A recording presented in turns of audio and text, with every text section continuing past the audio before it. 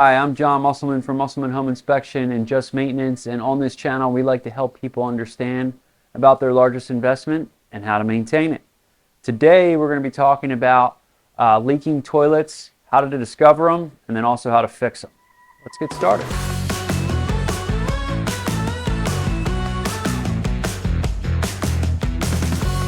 Leaking toilets can cost us a lot of money. A leaking toilet can run up about 200 gallons of water a day, and that equates to about 6,000 gallons a month. That could be up to $70. It's a big deal. So it's important to keep our eyes on our toilets to make sure that they're not leaking. A couple different ways that we can figure out whether our toilet's leaking or not.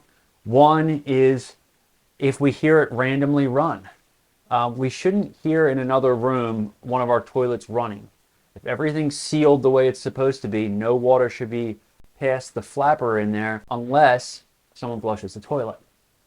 The other thing, or another indicator that we might find to figure out whether our toilet's leaking, is a specific line. As we're cleaning our toilets, if we see a line that runs from the top down into the toilet, that's also an indicator that we have a constant leak going through there. One other way is if we had a pretty big spike in our water bill. That usually, if that happens, you pretty much know right away what the challenge could be. So those are kind of three ways that we could discover it. Another way, if you wanted to test your toilets, is to use a little food coloring. I have blue because I like blue, but here's the quick tip on how to do it. It's pretty simple. We just open the back of the toilet tank. Look inside there, all is good with the world. Take a couple drops so that we change the actual color of the water, and we wait. If it's a fast leak, it's going to show right up in the toilet right away. We'll start to see the color coming into it. If it's a slow leak, it may take a little time. It may not run all the time. It may run every hour or something like that. So you may want to try it in all the toilets that you have in your house. Maybe before you go to bed, put a couple drops in each tank, wake up, check each toilet. If there's no color change in the water, then all is good. If there is, it's time to change that flapper. So after running our test with the food coloring in the back, we can see that our toilet's leaking. So now we're going to open up the back and I'm going to show you how to fix it. Fixing the toilet, first off, you want to understand what manufacturer toilet that you have so that when you go out to the store, you can figure out what type of flap to get. This particular manufacturer is an American Standard, and on the inside of the toilet, it tells us what flapper to buy. So there's a lot of different universal flappers out there. I particularly like this quirky option. It's the Universal Ultra. The reason that I like it is because it has all the different settings on the back of it to help make sure that your toilet's going to flush the way it's supposed to. I'll put a link in our description to this particular one, so if you're interested in purchasing it, you can. But this also fits two different size units, so depending on what size flapper that you have, you want to make sure that whether it's a 2-inch or a 3-inch, you want to make sure you get the right one. So you could take a picture in the back as well to take with you to the store to make sure that you get the right one. So pretty simple to do, but we'll open it up. This kind of gives you the directions on how to fix it, or how to set it, I should say. On the back here, it says that the band should be set to, there's the band here. The band here should be closed versus open. There's two options for how that particular piece is set.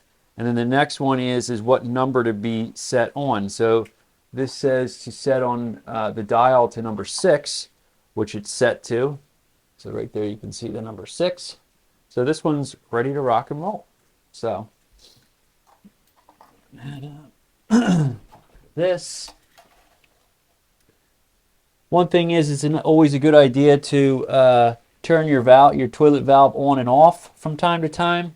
Now, if it's a really old toilet or the toilet's been there for a while and the valve is really crusty or corroded, I just warn you that Sometimes when we touch them, they start to leak.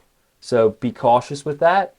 But what I would say is that you can do this without shutting the water off if you want to. I would also flush the toilet to get the excess water out after you shut the water off.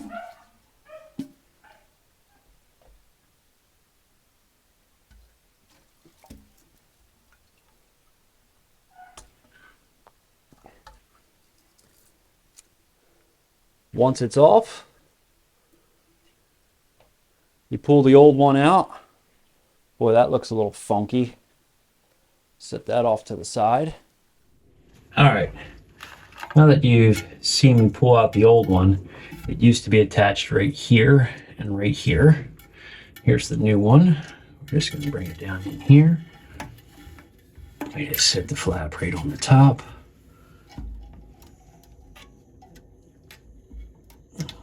The new ears just kind of hook on. The new ears just kind of hook on like that. And we go ahead and re-secure our hook.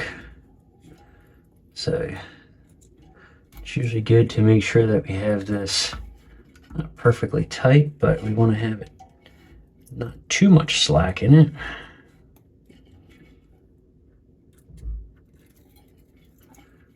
Okay, hook it on to here.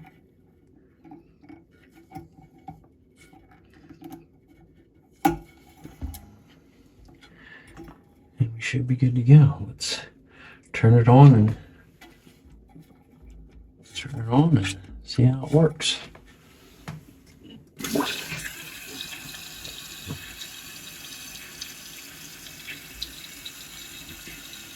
Now that the toilet's filled up, let's see how it flushes.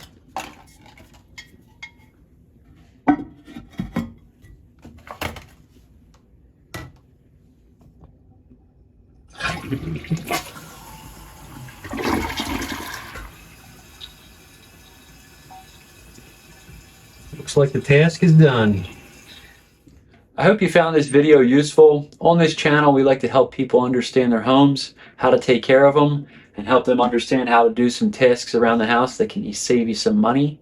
This particular one could be saving you 70 plus bucks a month without calling a plumber to fix it. So I hope you found it useful. Always like and subscribe. And if you ever have any questions about your home, no matter what they are, please don't hesitate to reach out. We'd like to be a resource if we can be. Thanks for watching.